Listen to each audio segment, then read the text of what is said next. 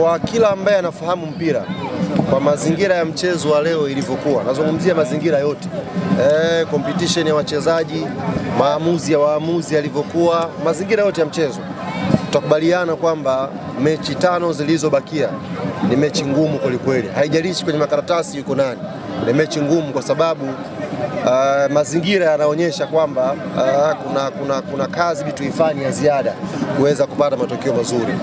Tumeshatoa kauli mbiu kwamba kila mtu ashinde mechi zake.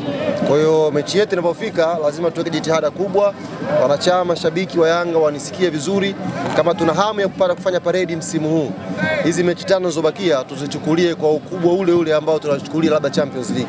Tufanye maandalizi ya nguvu, tujiandae na tuje kwa wingi kuisupport team. Ubingwa unawezekana, lakini mazingira ni magumu. Naamini watu wanaojua mpira, wana Yanga wenzangu watakuwa wamenielewa.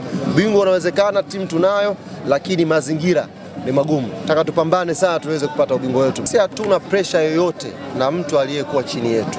Tuna pressure na mechi zetu, kwa sababu kimahesabu tukishinda mechi zetu si tayari mabingwa. Kwa pressure ya Yanga ipo kwenye mechi zake Yanga mwenyewe. Huyo mwingine atangecheza mechi 2 3 angetutangulia. Bado sisi tungefocus kwenye mechi zetu.